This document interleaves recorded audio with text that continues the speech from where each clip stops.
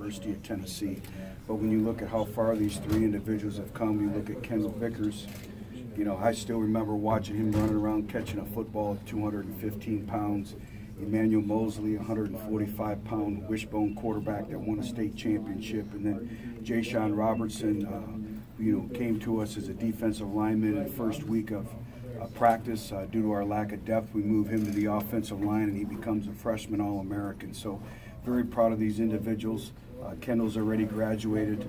The other two will have their degrees in December. But like I said, so many in our senior class and our football program that really could have been here today. There's a lot of storylines, and you'll be getting a lot of different questions, but I would imagine one will be about the quarterback situation. So sure. The latest on that. Well, I'm excited about all of our quarterbacks, and you know, they're two little bit differences in terms of personalities, but they're very, very competitive. Their skill sets are very, very similar.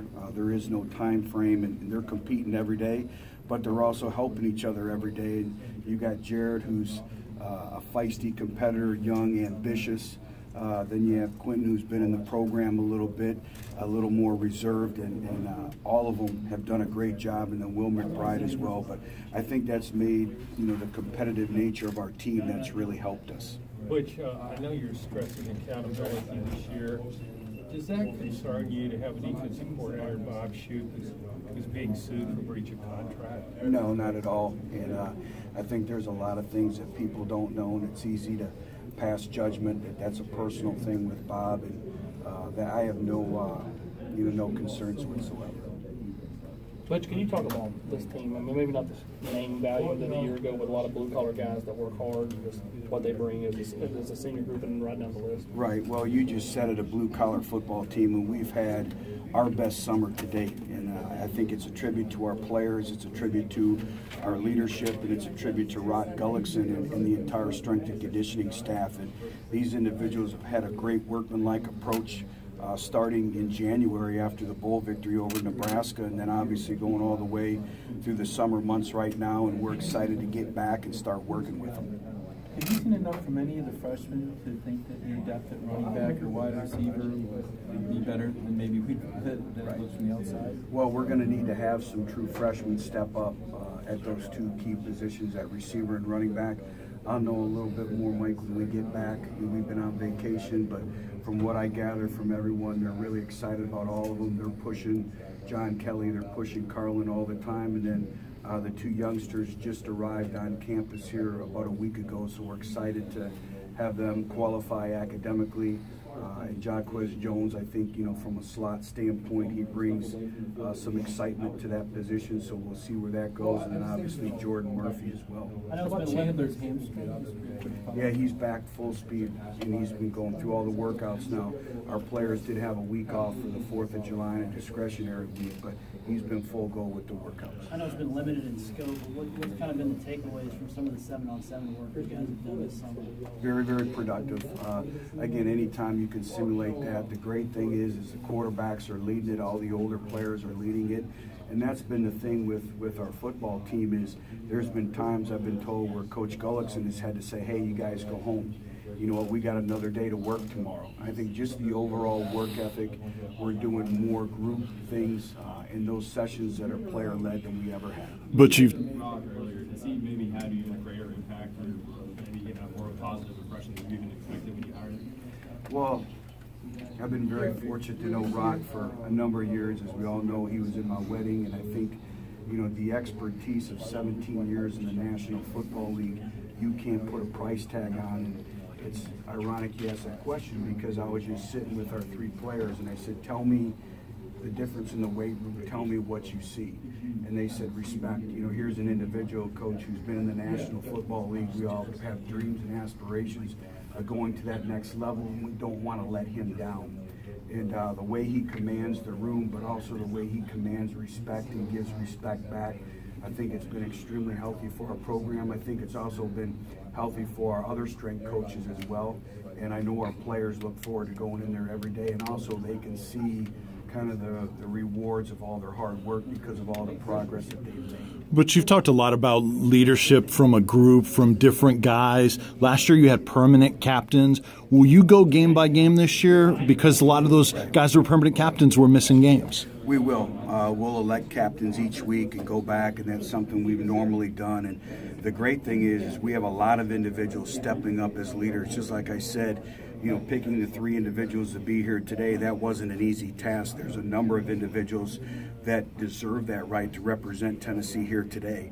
And just the inordinate amount of text messages on a daily basis I'm receiving from players in the program and talking about workouts and everything. And so I've been really pleased because it has been a group effort in terms of leadership. Coach, overall, talking about several different topics. One of them was the possibility, or just batting around, a 14-week season with an extra bye. I was curious about your thoughts on something like that. Well, I think we really have to go back and look at that. And we talk about the well-being of the student athlete. Now we're going to prolong the season by another week, and they're still student athletes. And, you know, I think that's sometimes what we lose sight of is you have everyone passing judgment on these youngsters and everything, and they're still young adults. And I always say is, how would you want your son to be treated if they were sons of your own? So I think we have to really look at, is it really best for the student athlete? We talk about time demands, and, you know, obviously now they have a day off in training camps, which will be new. And all those things that go into it. Now we're going to prolong the season. I don't know if that's necessarily healthy. Coach, how does it feel just to be back at SEC Media Days? And secondly, you know, what's your message that you have this year for Tennessee football at Media Days? Well, we always know when it's SEC Media Days, it's the kickoff to the football season. And, you know, maybe it's getting older, but it seems like the summers and time goes faster and faster and faster. But it's exciting. I really like this football team. I think they've shown a great spirit, a great workmanlike approach, and you know, sometimes you're always looking to what's next, but sometimes you step back and you look at, and we were talking on the plane of how far we've come in 4 years. Just 4.5 years ago, we were going to be the first college football team to face the APR penalty. You know, you look at our football program right now and how difficult it is to win in the Southeastern Conference. There's only 3 programs that have won 9 games or more back-to-back seasons, and Tennessee is one of those 3 programs. So when you look at how far we've come, but yet there's so much more to be accomplished, and we want more. Does it feel a lot different this year, Butch, than last year? You came in as the favorite last year. No, I don't ever believe in that. I think we did a study, and who the so-called experts pick to win it usually never happens. And so, again, all we can focus on are ourselves, and we're going to be the best football team we could possibly be. Coach, has been Yes, Shy was running last week, and so that was great progress for us. We anticipate him being in training camp right when we start. Now, he'll probably be limited in some aspects, but him running and doing change of direction drills was very encouraging to see. So is there any rough guess on when he might be able to actually play? No. You know, again, the body, you know, heals at different rates, and so we don't ever put a timetable, but he has made great progress over the summer months. Can you talk a little bit about Kyle Phillips and Jack Jones being in Vietnam right now? Great experience. I think it's a great experience for them, and when you look at our Ball Leaders Academy, and those are all the great stories, I think, that never go on, you know, that never go told.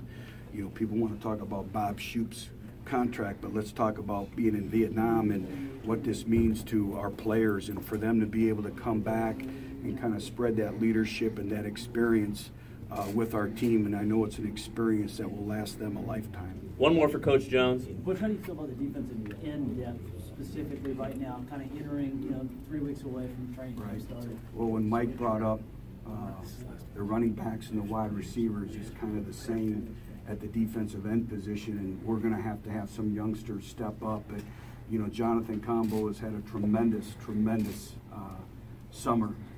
Darryl Taylor's done a great job, and then obviously we have some youngsters and some other individuals that we're going to rely on. But again, the whole key again at certain positions in our football program is just the overall health. But I've really liked the defensive line room. I've liked their approach, and like I said, this football team has just been different in terms of just the accountability, and you spoke about that and the details, and they've really done a great job from a leadership standpoint and an expectation standpoint. You think that's because of the staff changes specifically that's really helped, you think?